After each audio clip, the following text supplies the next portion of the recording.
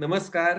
गीतेवर गप्पा या आपल्या या सत्राच्या 8व्या सेशनमध्ये इंटरव्हल नंतर सर्व लोकांचं परत एकदा मनःपूर्वक स्वागत. आपण अतिशय एक्साइटिंग चर्चा करतोय. आपलंच मन कसं काम करतं हे समजून घेतोय आणि आपलं मन एकदा कसं काम करतं हे जर आपल्याला नीट कळलं, तर मग ते मॅनेज करणं म्हणा किंवा कंट्रोल करणं म्हणा, आपल्याला जास्त सोपं जाईल आणि एकदा मन आपल्या ताब्यात आलं ना, की जवळ-जवळ संबंध जगच आपल्या ताब्यात आल्यासारखं आहे. हे आपणही जाणू शकतो. कारण परिस्थिती आपल्या कधीही कंट्रोलमध्ये नसते. फक्त मनस्थिती आपल्या कंट्रोलमध्ये असते आणि तेवढंच आपण करू शकतो. कर्मण्येव अधिकार असते. म्हणजे मनस्थिती आपल्या कंट्रोलमध्ये आहे. मा फलेषु कदाचन. पण परिस्थिती आपल्या कधीही कंट्रोलमध्ये नाही. त्यामुळे आपण जे कंट्रोलेबल आहे ते कंट्रोल करायचं आणि जे कंट्रोलेबल नाही ते ॲक्सेप्ट करायचं. हाच यशस्वी, सुखी, आनंदी जीवनाचा मूलमंत्र किंवा गुरुकिल्ली आहे, असं म्हटलं तरी अतिशयोक्ती होणार नाही. तर त्यामुळे आणि the good news is that आपल्या आयुष्याची the quality of our life depends on our मनस्थिती, नॉट ऑन परिस्थिती. कारण परिस्थितीवर जर आपल्या आयुष्याची क्वालिटी अवलंबून असती, तर मग अ, कदाचित सगळ्यात श्रीमंत किंवा सगळ्यात पॉवरफुल लोकं हेच सगळ्यात सुखी लोकं सुद्धा झाले असते. पण नॉर्मली आपण बघतो, की एखादा जरी खूप पॉवरफुल असला, तरी तो सुखी नसतो आणि एखादा फारसा आयुष्यात काहीतरी त्याने तीर मारला नसेल, पण तो अतिशय कंटेंटेड आणि he is at peace with himself and the world, and the quality of that person's life is infinitely better than the quality of the other person who has a lot of resources in the external world at his disposal. तर त्यामुळे ही मनस्थिती कशी control करायची आपण बघतोय आणि अल्लाउद्दीन म्हणा किंवा पंतप्रधान आणि सैन्य अ, या सगळ्या दृष्टांतांच्या किंवा एक्झाम्पल्सच्या आधारे समजून घेतोय, की आपलं मन कसं काम करतं आणि ह्या चर्चेमध्ये आता आपण शेवटच्या टप्प्यावर उभे आहोत, जिथे आपण समजून घेणार आहोत, की अ, मनाची धारणा जी असते किंवा ज्याला बिलीफ सिस्टम म्हणू शकतो आपण इंग्लिशमध्ये. तर एखादा बिलीफ हा कसा फॉर्म होतो आणि त्याच्यापेक्षा चांगला बिलीफ जर आपल्या अनुभवाला आला आपल्या आयुष्यात, तर आधीचा बिलीफ हा सुपरसीड करून आपण कसा काय नवा बिलीफ इन्स्टॉल करू शकतो. म्हणजे हे इन्स्टॉलेशनच आहे शेवटी. आपण म्हणतो ना, की आता माझी ऑपरेटिंग सिस्टम मी अपग्रेड करणार आहे माझ्या कॉम्प्युटरवर. याचा अर्थ काय, की पूर्वीची जी ऑपरेटिंग सिस्टम आहे, ती आता आउटडेटेड झालेली आहे, ऑब्सोलीट झालेली आहे आणि त्याच्यापेक्षा एफिशियंट, त्याच्यापेक्षा चांगली, त्याच्यापेक्षा अधिक फंक्शनल म्हणजे फंक्शनॅलिटी आणि फीचर्स सपोर्ट करणारी ऑपरेटिंग सिस्टम आता बाजारात आलेली आहे आणि ती जर आपण घेतली तर आपल्या कॉम्प्युटरची कपॅसिटी आणखी खूप जास्त वाढू शकेल. त्याचा आपल्याला जास्त चांगला खूप उपयोग होईल. म्हणून आपण ऑपरेटिंग सिस्टम अपग्रेड करतो की नाही, लायसन्स विकत घेऊन. तसं आपली ही जी ऑपरेटिंग सिस्टम आहे, ज्याला आपण बिलीफ सिस्टम म्हणू, ती अपग्रेड कशी करायची? थोडक्यात बिलीफ फॉर्म कसा होतो आणि तो अपग्रेड कसा करता येतो, ह्याची चर्चा आपण थोडक्यात करू. कारण त्या चर्चेतून it will pave the way for discussion in the next session, which is going to be on meditation, which is going to be on नामस्मरण, मंत्र जप किंवा हे जे आपण गोष्टी ऐकलेल्या आहेत, त्यामागचं मानसशास्त्र समजून घेऊन त्याचा परत आपल्या आयुष्यात जास्त चांगला उपयोग कसा करून घेऊ, हे पुढच्या सेशनचं म्हणजे मकरंदच्या प्रश्नाच्या उत्तराकडे आपण जाऊ शकू. म्हणून आता पुढची ही 20 मिनिटं रिलेव्हंट आहेत असं मला वाटतं. तर सगळ्यात पहिलं आपण समजून घेऊ, की बिलीफ कसा फॉर्म होतो आपल्या मनामध्ये. म्हणजे अनकॉन्शियस माइंड ट्रेन कसं होतं. तर आणि तो बिलीफ रिप्लेस कसा होऊ शकतो. ही गोष्ट ना एखादा दगड एखाद्या हातोड्याने फोडण्यासारखी. म्हणजे एखादा मोठा दगड आहे आणि आपल्याला एक हातोडा दिला आणि सांगितलं, की आता हा दगड तुला फोडायचा आहे. तर आपण 2 प्रकारे तो दगड फोडू शकतो. एक म्हणजे सतत हळूहळू हळूहळू टॅप करत राहायचं त्याला. ठाक ठाक ठाक ठाक ठाक ठाक ठाक ठाक ठाक ठाक ठाक असं आपल्याला किती ठोके मारावे लागतील. जवळ-जवळ 1000, 2000, 1,00,000, 2,00,000 डिपेंड्स ऑन तो दगड किती मजबूत आहे आणि हातोड्याचं लोखंड किती जड आहे आणि आपण किती जोरात मारतोय याच्यावर ते अवलंबून आहे. त्यामुळे असं कधीच सांगता येणार नाही, की नाही 100व्या ठोक्याला ना हा दगड फुटेलच.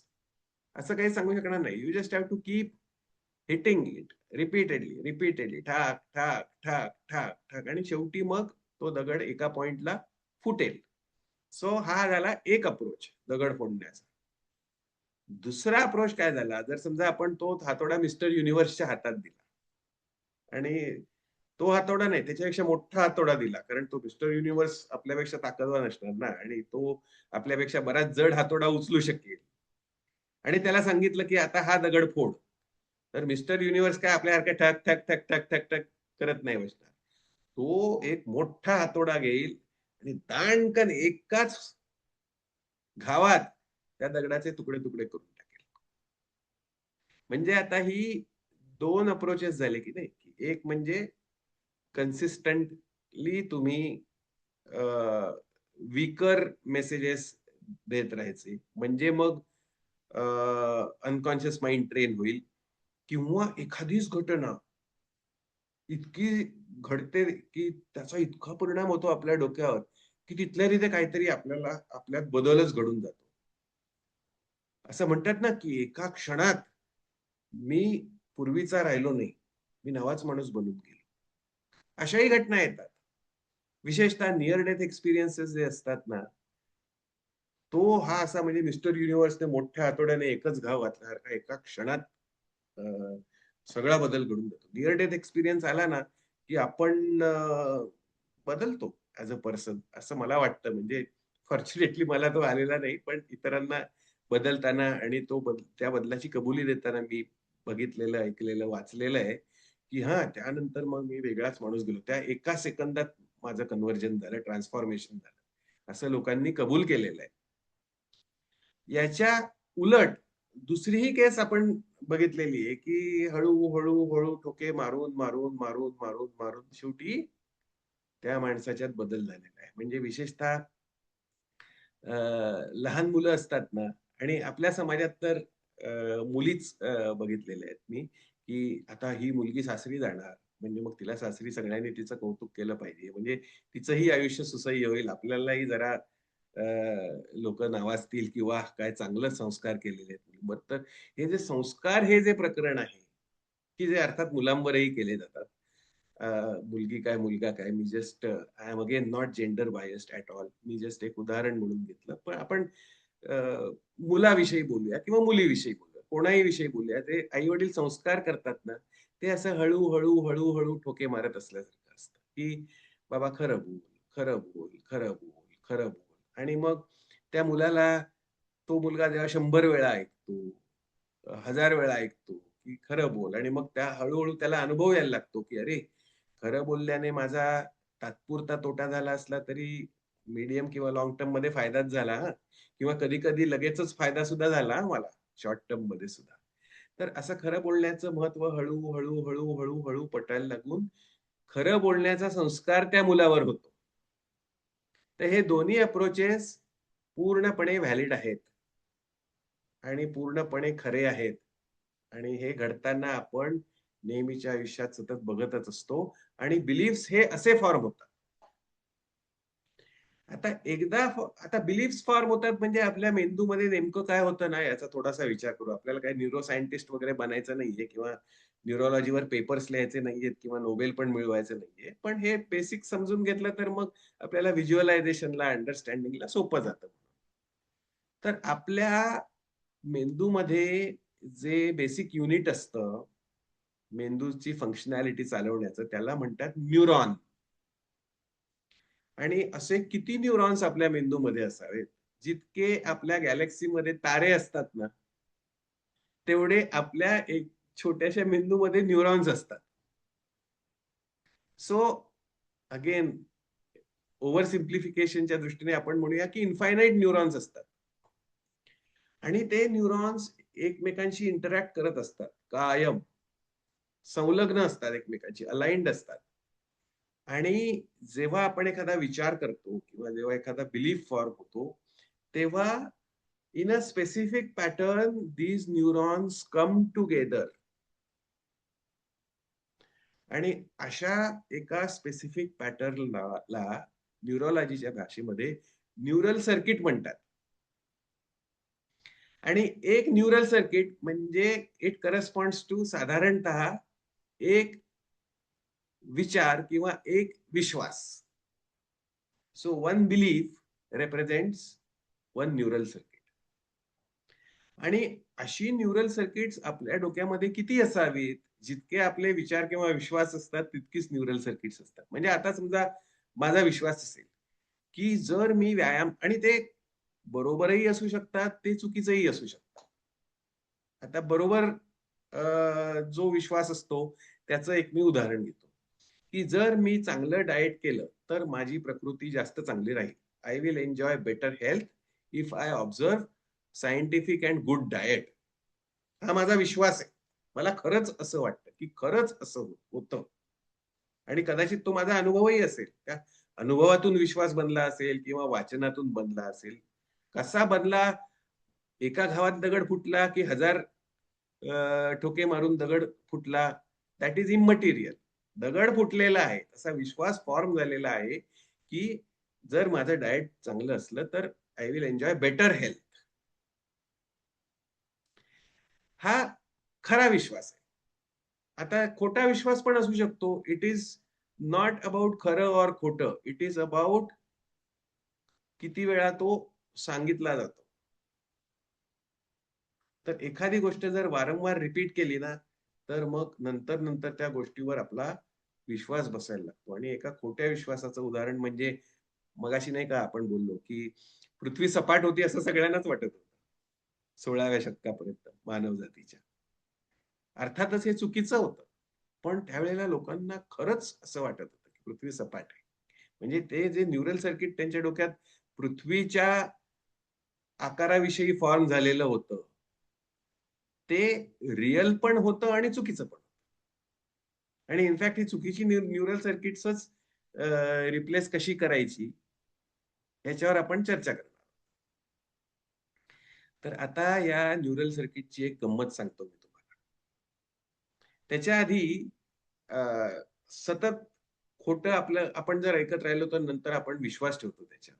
याची 2 जबरदस्त उदाहरणं घेतो. एक तर आपल्याला त्या ब्राह्मणाची आणि बकरीची गोष्ट माहिती आहे, की एक ब्राह्मण एका गावात जाऊन पूजा सांगतो. मग त्याला दक्षिणा म्हणून एक बकरी मिळते.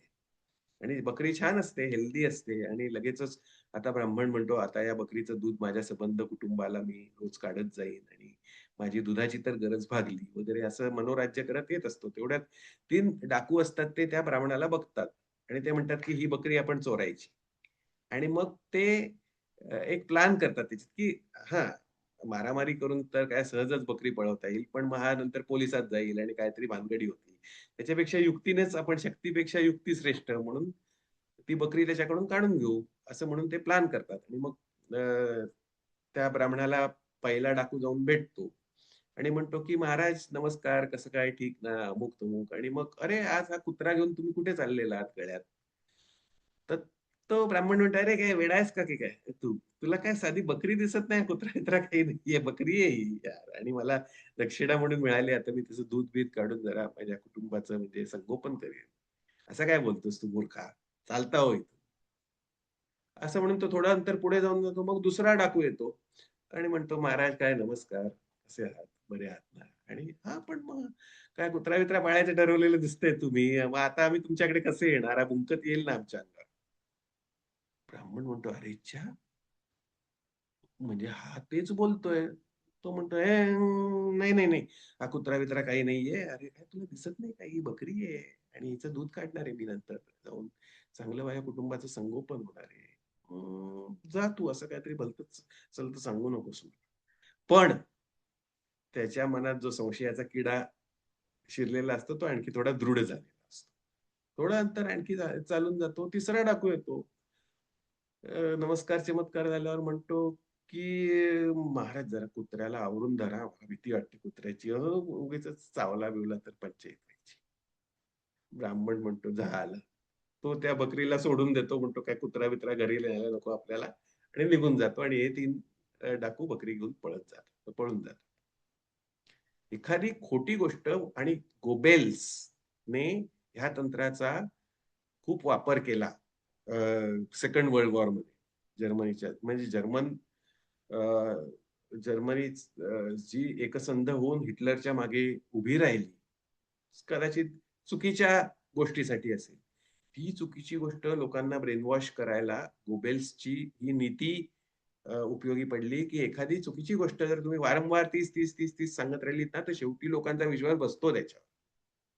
आता याचं दुसरं जबरदस्त उदाहरण मी तुम्हाला सांगतो. ते उदाहरण असं, की मला वाटतं मी प्रसाद औटी आहे. विपिनला वाटतं तो विपिन चिंचाळकर आहे. सुरेंद्रला वाटतं तो सुरेंद्र पवार आहे. मिलिंदला वाटतं तो मिलिंद मंडणकर आहे. माधुरीला वाटतं ती माधुरी औटी आहे. अत्यंत खोटी आणि चुकीची गोष्ट आहे. आणि ती रूट लेवलला आपल्यामध्ये इतकी ठासली गेलेली आहे. लाखो, कोटी मेसेजेसने आयुष्यभर, की आपण तिच्यावर पूर्ण विश्वास ठेवतो, की मी म्हणजे प्रसाद औटी. आणि believe you me, trust me, ह्याच्या इतकी फंडामेंटली रॉंग गोष्ट दुसरी नाही. त्यामुळे मेडिटेशन म्हणजे काय? तर हे जे न्यूरल सर्किट आहे, हा जो बिलीफ आहे, तो सुपिरियर न्यूरल सर्किटने सुपरसीड करायचा. आणि ते superior neural circuit, truer neural circuit, more beneficial neural circuit कोणतं? I am not Prasad Auti. So that is the sadhana. That is the fundamental sadhana. That is the purpose of all sadhana. सगळी जी आयुष्यातली आपली quest म्हणतात, ती हे neural circuit एक route लेवलला replace करण्यात येईल. आपण जर आपली एनर्जी फोकस केली, तर आपल्याला मॅक्सिमम बेनिफिट मिळू शकतो. आपण लीफ लेवलला नाही काम करायचं. फालतू गोष्टी मध्ये न्यूरल सर्किट्स रिप्लेस करण्यात वेळ नाही घालवायचा. रूट लेवलला काम केलं की सगळं झाडच वेगळं होतं ना. लीफ लेवलला काम करून एखादं पान खुडत बसलं सडलेलं, तर मग ते खुडता खुडता आपलं आयुष्य त्यात जाईल आणि तरी सुद्धा सगळी पानं खुडून नाही होणार सडलेली. पण रूट लेवलला काम करून एकच बिलीफ जर आपण रिप्लेस केला, तर त्याचा सगळ्याच झाडावर परिणाम. म्हणून ही जी आपली साधना आहे, ती मी कोण आहे? And therefore what should I do? ते 4 रिलेव्हंट प्रश्न परत एकदा तुम्ही उजळणी करा. की हू एम आय बेसिकली? याचं पहिलं न्यूरल सर्किट फॉर्म झालं पाहिजे. तो बिलीफ रिप्लेस झाला पाहिजे. Therefore, now that I am somebody else than I thought I was, therefore, what should I do? Now that I have decided to do this in the context of who am I, how should I do it? कर्मण्येव अधिकार असते. आणि चौथा प्रश्न कोणता होता? की now that I have done this effectively and efficiently, steel मा फलेषु कदाचन, परिणाम, परिस्थिती माझ्या हातात नाही, तर समजा अनडिझायरेबल त्याचा आउटकम झाला, तर तो मी ऍक्सेप्ट कसा करू? And how should I still remain motivated and move on? बघा सगळं कसं लिंक्ड आहे. तर हा फंडामेंटल बिलीफ रिप्लेस कसा करायचा is what meditation is about. Meditation is not ओम नमः शिवाय, ओम नमः शिवाय, but I am jumping the gun. आपण ही चर्चा पुढच्या ह्याच्यासाठी ठेवू. मुळात ही रिप्लेसमेंटची प्रोसेस समजावून घेऊ, म्हणजे मग meditation will start making sense for us. बरोबर की नाही? सो आता रिप्लेसमेंटच्या प्रोसेसमध्ये सगळ्यात पहिलं आपल्याला हे समजून घ्यायचंय की once a neural circuit is formed, it is not possible to delete it. आहे की नाही गंमत? It is counterintuitive. कारण कम्प्युटरवर जर एखादी फाईल आपल्याला नको असली, तर आपण ती रिसायकल बिन मध्ये टाकू शकतो किंवा परमनंटली डिलीट करू शकतो. But no such facility is given by our brain or our mind. Once a belief is formed, it stays with us.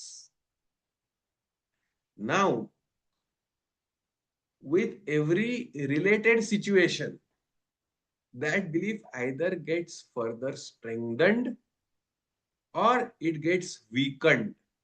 Every related situation affects the corresponding belief invariably. मग ती कदाचित थोडाच impact करू शकत असेल, जास्त इम्पॅक्ट करू शकत असेल, ते काही सांगता येत नाही. पण ती इम्पॅक्ट करते रिलेटेड सिच्युएशन, एवढं मात्र निश्चित आहे. आता परत आपण उदाहरण घेऊन बोलू म्हणजे एकदम क्लिअर होईल. की समजा आपल्याला वाटलं की एखाद्या धर्माचे लोक हे वाईट आहेत. कोणताही धर्म असेल, मी काही कोणत्याही धर्माचं नाव घेत नाही. पण आपलं कंडिशनिंग असं झालं असेल की अमुक अमुक धर्म ना चांगले नाहीत ते. त्यानंतर एकदा तो बिलीफ फॉर्म झाल्यावर आपल्या पुढच्या आयुष्यामध्ये जेव्हा केव्हा त्या विशिष्ट धर्माच्या व्यक्तीशी आपला संबंध येतो, तेव्हा ह्या धर्माचे सगळेच लोक फारसे चांगले नसतात. हा आपला बिलीफ आयदर स्ट्रेंथन होतो किंवा वीकन होतो, depending on our experience with that particular person in that particular situation. आणि एखादं न्यूरल सर्किट जितकं स्ट्रॉंग होतं तितकं ते रिप्लेस करायला अवघड असतं, आणि एखादं न्यूरल सर्किट जितकं वीकन होतं तितकं ते रिप्लेस करायला सोपं असतं. हे अगदी कॉमन सेन्स आहे, कारण एखादा दगड जितका कठीण तितका तो फोडायला अवघड, आणि एखादा जितका मऊ, म्हणजे दगडापेक्षा वीट मऊ म्हणतात ना, वीट फोडायला सोपी, दगड फोडायला अवघड. तर आपलं, आणि नाऊ यू कॅन इमॅजिन की मी प्रसाद ओटी नाही, हे स्वतःला पटवणं किती अवघड असेल. किती कोटी कोटी मेसेजेस माझ्या डोक्यात, म्हणजे every time I behave, think, speak under this belief, under the root belief that I am Prasad Oti. And therefore I should think like this. Therefore I should speak like this. Therefore I should behave like this. ते बाजूला काढणं किती अवघड असेल बघा. पण याचा अर्थ असा नाही की ते कधीच आपल्याला जमणार नाही. कधी कधी तर ते एका सेकंदात जमेल. कधी कधी एखादा प्रसंग आपल्या आयुष्यात असा येईल की एका सेकंदात दुसरं neural circuit, stronger neural circuit form होईल, which will convince me that I am not Prasad Auti. पण ते फार लकी माणसांच्या बाबतीतच घडेल. असा एखादा चमत्कार किंवा असा एखादा प्रसंग हा काही प्लॅन करता येत नाही आपल्याला आपल्या आयुष्यात. तो असा अचानक घडून जातो आणि मग आपल्यात एकदम ट्रान्सफॉर्मेशन होतं. पण ते होतं, पॉसिबल आहे. एका सेकंदात मोक्ष मिळणं पॉसिबल आहे पूर्ण. पण त्याची रिपीटेबल प्रोसेस नाही. ते समजा गजानन महाराजांना झालं म्हणून ते उद्या मला होईल असं नाही. गजानन महाराजांना एका सेकंदात होऊ शकलं असेल, अजिबात मला त्याबद्दल शंका नाही. किंवा गोंदवलेकर महाराजांना एका सेकंदात त्यांचं किंवा 2 दिवसात त्यांच्या गुरूंनी त्यांना ट्रान्सफॉर्म होऊ शकलं असेल. त्याच्यात सुद्धा ना आपल्याला किती डेस्परेटली ती गोष्ट पाहिजे याच्यावर ते अवलंबून असतं. म्हणजे योगशास्त्रात, पतंजलीचं योगशास्त्र जर तुम्ही अभ्यासलं तर त्याच्यात 3 प्रकारचे संवेद दिलेले आहेत. संवेग दिलेले आहेत. संवेग म्हणजे urge for something to happen. एक साधा संवेग, दुसरा तीव्र संवेग, आणि तिसरा अधिमात्र तीव्र संवेग. तर अधिमात्र तीव्र संवेग असला तर neural circuit replacement becomes quicker, the time is shorter. म्हणजे extreme urge, beyond its own extremity, beyond all limits, अशी जर एक्स्ट्रीम अर्ज असली तर खूप फास्ट ट्रान्सफॉर्मेशन होऊ शकेल. आणि ते न्यूरल सर्किट खूप फास्ट फॉर्म होईल, आणि ते इतकं घट्ट फॉर्म होईल, इतकं फर्म फॉर्म होईल की ते आधीचं जे न्यूरल सर्किट असेल ना ते इन टर्म्स ऑफ स्ट्रेंथ त्याच्याशी खूपच कमी पडेल. त्यामुळे every time that neural circuit is invoked, the one to get invoked will be the newer, stronger circuit rather than the old circuit. And the newer, stronger circuit is I am not Prasad Avti, and the older circuit is I am Prasad Avti. So every time, rather than behaving under the belief that I am Prasad Avti, I'll start behaving under the belief that I am not Prasad Avti. And that is where I will go to the next level. I will become liberated. My life will just explode. पण तिथपर्यंत पोहोचायची दुसरी process पण तितपतच valid आहे, जरी त्याला खूप जास्त वेळ लागत असेल.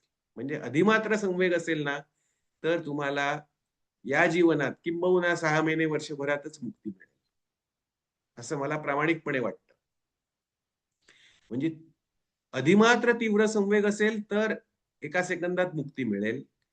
तीव्र संवेग असेल तर 6 महिने, वर्षभरात किंवा या आयुष्यात तुम्हाला मुक्ती मिळेल.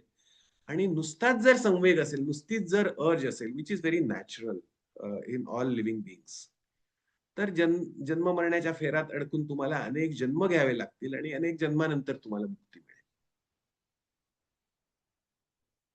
पण ही प्रोसेस अशीच फॉलो केली जाणं आवश्यक आहे. तर how does a neural circuit form? Either through explosion or through repetition. आणि हे जे दोन मार्ग आहेत ना, त्यातल्या एका मार्गाला योगशास्त्रामध्ये विहंगम मार्ग म्हटलेला आहे आणि दुसऱ्या मार्गाला पिपीलिका मार्ग म्हटलेला आहे. आता याचा अर्थ मी तुम्हाला सांगतो. विहंगम म्हणजे काय? विहंग म्हणजे पक्षी आणि पिपीलिका म्हणजे काय? पिपीलिका म्हणजे मुंगी किंवा डोंगळा, अँट.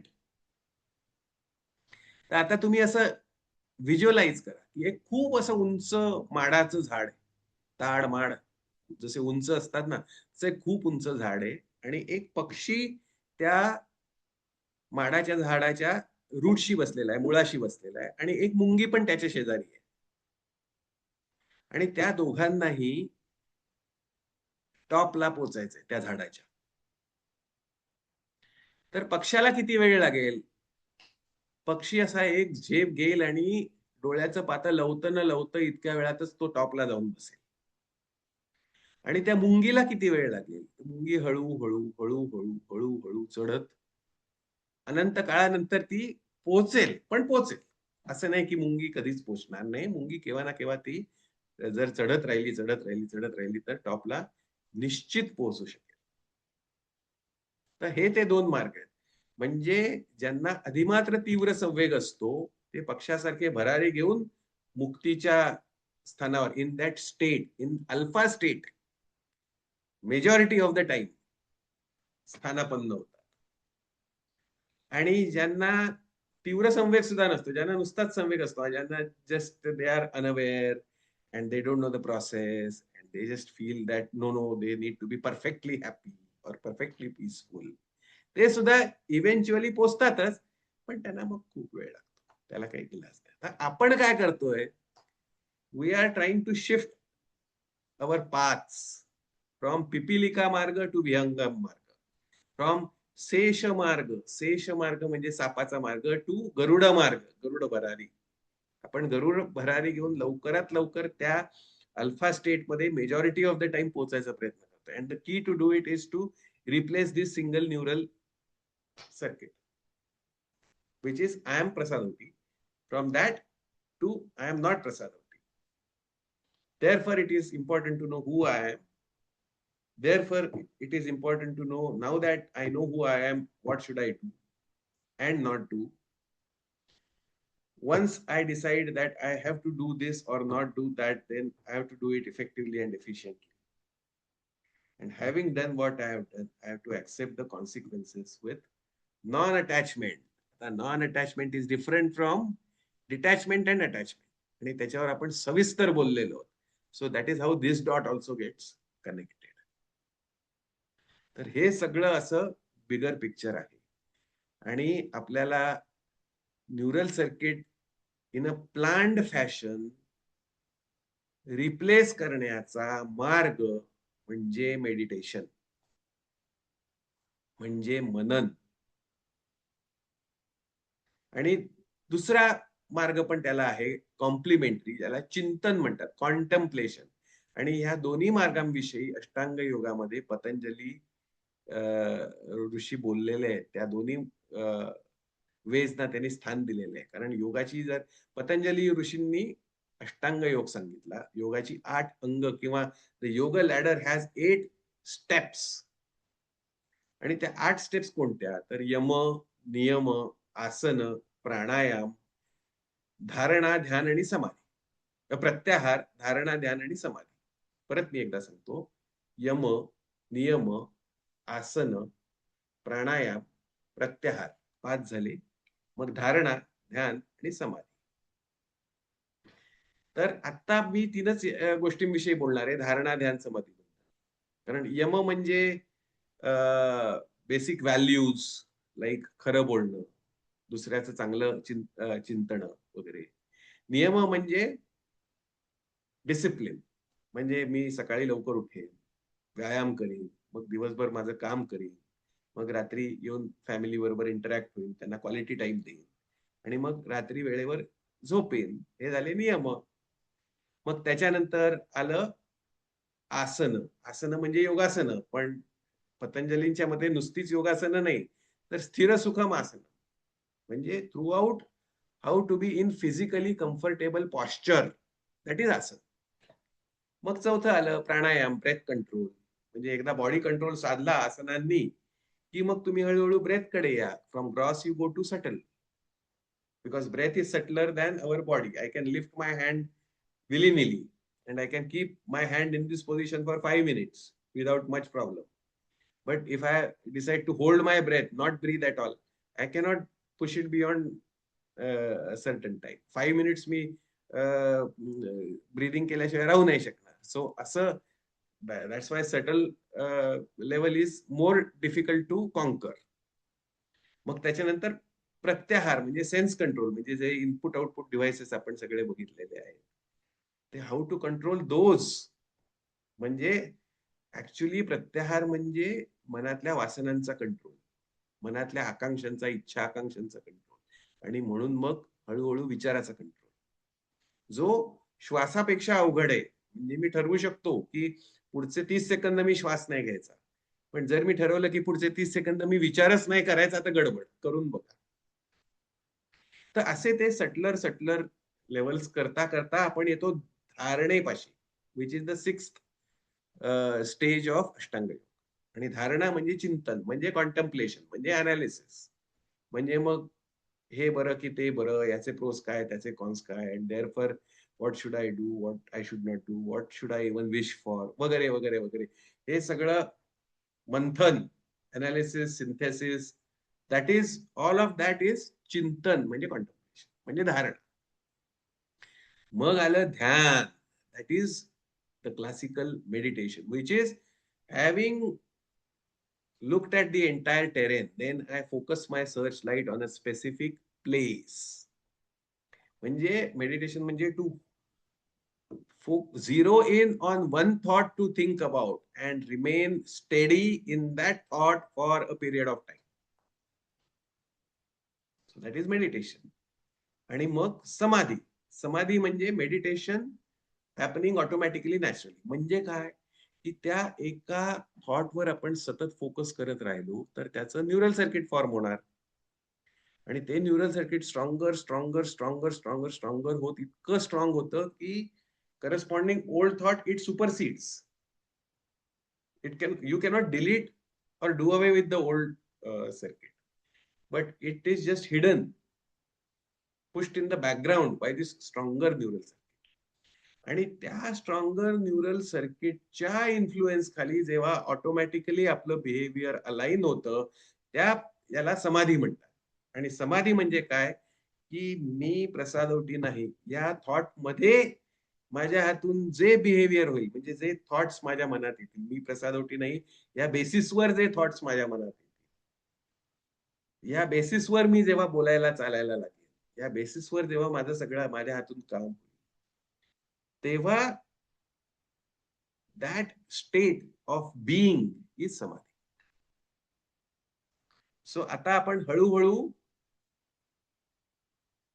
आणि ते न्यूरल सर्किट फॉर्म कसं करायचं, तर सतत ध्यान करून करायचं. म्हणजे तुम्ही जर मिस्टर युनिव्हर्स नसाल आणि एक मोठा एवढा हातोडा घेऊन एका घावात जर तुम्हाला दगड फोडता येत नसेल आणि तुमची शक्ती लिमिटेड आहे आणि तुमच्याकडे छोटासाच हातोडा आहे आणि तुम्हाला दगड फोडायचा आहे, तर मग ठक, ठक, ठक, ठक मारत राहा, मारत राहा, मारत राहा. एक पॉइंट असा येईल की दगड फुटेल. This process is meditation, which is the Pipilika Marga, which is why it takes a lot of time. It takes a lot of repetitions. Day after day after day, every morning or every evening or whenever you find convenient, you have to keep doing it, doing it, doing it, doing it, doing it until it happens naturally.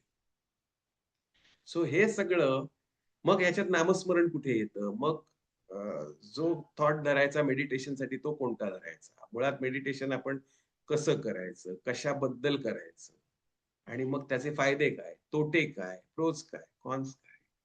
हे सगळं आपण पुढच्या सेशनमध्ये डिटेलमध्ये हे एकदा त्याची चर्चा केली, की तुम्हाला अगदी क्लिअर होईल, की which single neural circuit you need to replace in your brain, what do you need to replace it with, how do you replace that uh, particular circuit. If you are lucky, you will do it through explosion, otherwise you have to do it through meditation.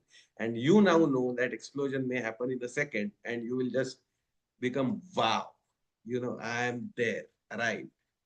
Or it may take a very long time. Hopefully तुमच्या जागी संवेगाचा निदान तीव्र संवेग झाला तर अगदी एका सेकंदात नाही तर निदान 6 महिन्यात, वर्षभरात, निदान या आयुष्यात तरी you can achieve that state of being, which is alpha state for majority of the time. Alpha state being when our brain emits between 8 to 12 electromagnetic pulses per second.